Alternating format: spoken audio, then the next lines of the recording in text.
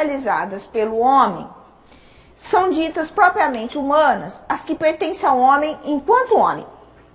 O homem diferencia-se das criaturas irracionais porque tem o domínio de seus atos. Por isso, somente são ditas propriamente humanas aquelas ações sobre as quais o homem tem domínio. Vamos discutir um pouco isso, pessoal? Ora, o que é que seria uma ação humana? As manifestações hoje, da semana passada, nós dizemos que são ações humanas ou nós dizemos que são ações dos homens? Essa é a grande questão. E aqui, pessoal, começo efetivamente a tratar da questão da ética. Não que antes eu não estivesse tratando, Adriana, mas agora para problematizar a questão da ética. Ora, o fato de eu, Alessandro, o Tiago, a Adriana, sermos animais bípedes, portadores de massa encefálica, portadores do polegar opositor, portadores de olhos, de linguagem, enfim, não nos faz humanos. Não é impressionante, Alessandro? Por que o fato... Mas nós não pensamos assim. O fato de nós termos uma figura humana ou uma imagem humana, porque ninguém vai negar que o Alessandro, o Tiago e a Adriana são homens. E eu, somos homens. Claro, pessoal, não estou falando de gênero, porque senão eu e a Adriana seríamos mulheres. Estou falando de homens no sentido de homo sapiens. Ora, se nós somos homens, o que é que nos torna humanos? Basta nós existirmos? Essa é a grande questão que se coloca na ordem do dia, meu povo da ADM, meu povo da gestão e do marketing. O fato é que nós só nos tornamos humanos quando temos consciência dos nossos atos. Quando nós agimos com a razão da eleição da nossa ação. Mas na maioria das vezes isso não acontece. Agora mesmo, subindo aqui, passando a faixa para chegar até aqui, na cidade, habitualmente se diz que a faixa, o automóvel para passarmos. Pois bem, senhores, eu segui esse raciocínio. E eis que, Tiago, me surpreendo, porque o aluno ou o professor não parou na faixa. Isto significa que eu não agi, então, com a minha razão. Por quê, Tiago? Porque eu deveria ter parado. Você nunca espera o que o outro vai fazer. Você é que tem que ter consciência do seu ato. Uma coisa absolutamente simples, uma coisa absolutamente singela, que é atravessar a rua. O que o Tomás de Aquino está dizendo é que só pode ser considerado humano aquilo que efetivamente parte da minha consciência, parte do meu intelecto. E isso é absolutamente fundamental. Seguindo esse raciocínio, ora, o homem tem domínio de suas ações pela razão e pela vontade. Não pode bocejar, hein, Tiago?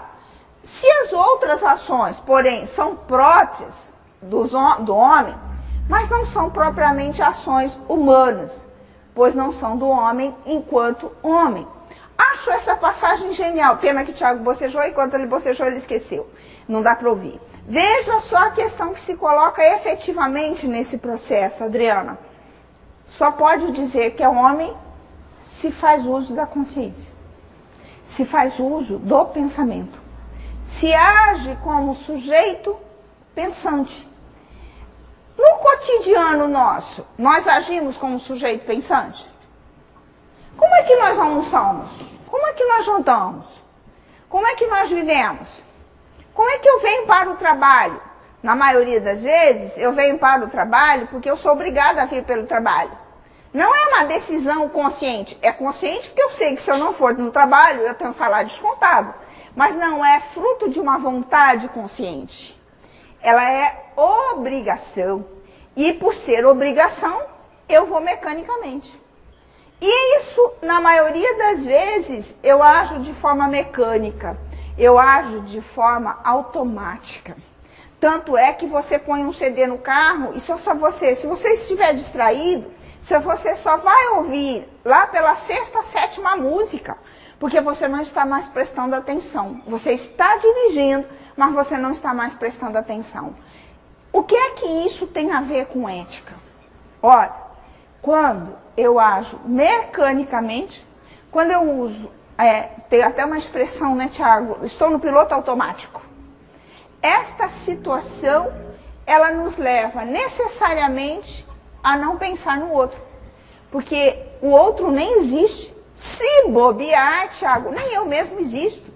Porque eu apenas mecanicamente cumpro as tarefas que estão estabelecidas. E é isso que o Tomás de Aquino está nos falando. Veja, são do homem enquanto homem, quando essas ações não são frutos de ato consciente. Né? E aí, pessoal, não sei se vocês conhecem, eu trago uma outra, voltamos ao Tomás daqui a pouco, ao Tomás de Aquino. Eu trago uma outra para o nosso jantar, chega mais uma dama, na verdade a única dama que eu trago hoje para o nosso jantar, que é uma escritora chamada Lia Luft. Né? Eu gosto muito da Lia Luft, e em particular, eu gosto muito da Lia Luft nessa crônica que foi publicada em 2010. E ela relata o seguinte: uma jovem de menos de 20 anos trazia numa carretinha feita de madeiras velhas seus 3 filhos, de 4, 2 e 1 ano. Chegavam ao lixão e a maiorzinha, já treinada, saía a catar coisas úteis, sobretudo comida.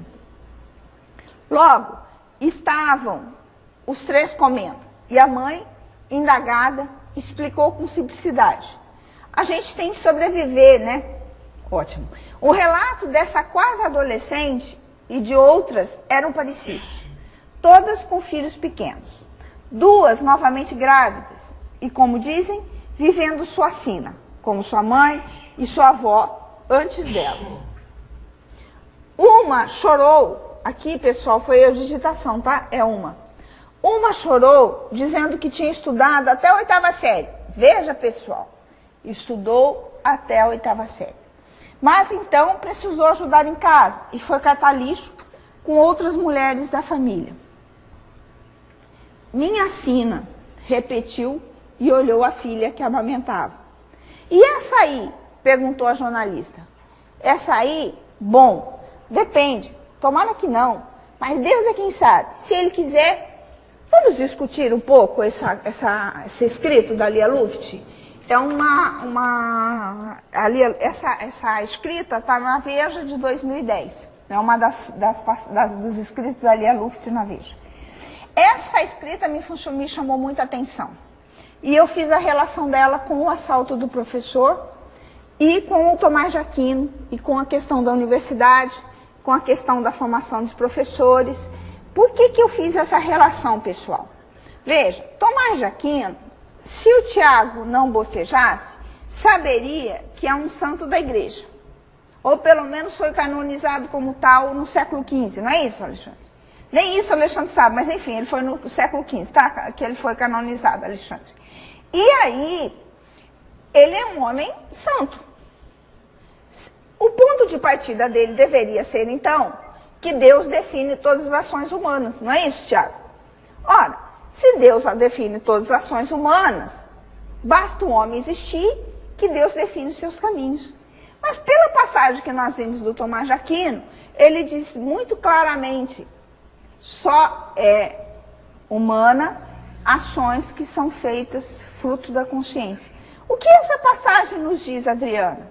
O que a garota, mãe, a jovem mãe diz? É a sina, seja como Deus quiser. Se a sina, seja como Deus quiser, eu não existo. Eu vivo no mundo. Mas o fato de eu viver no mundo não significa que eu seja humano. Eu tão simplesmente vegeto, sigo a onda, caminho até esperar a morte. Porque é Deus quem quis. Ou é a vontade de Deus, é o que ela coloca. Se é a vontade de Deus, não vou discutir religião de jeito nenhum, estou discutindo a ação humana. Se é a vontade de Deus, eu não preciso pensar.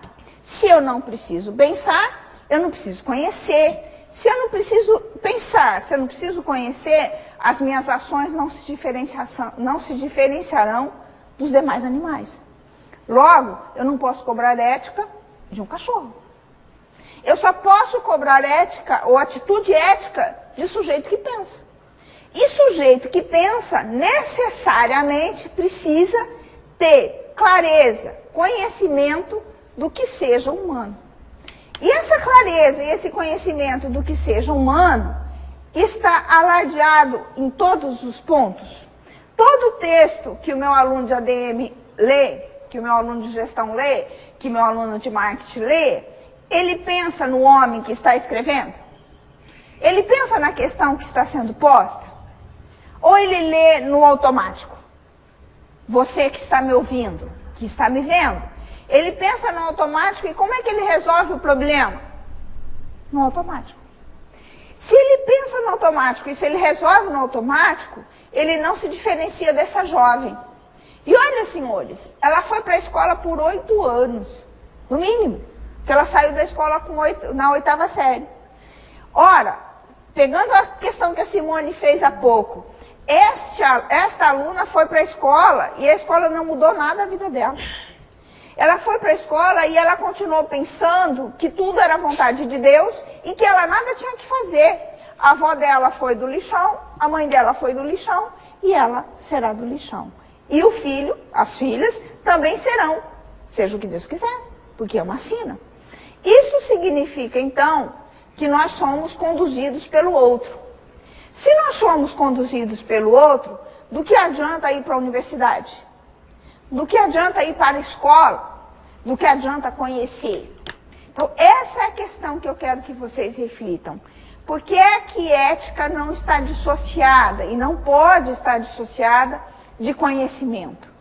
Porque eu só ajo eticamente quando eu conheço e quando eu tenho discernimento dos meus atos. Isso é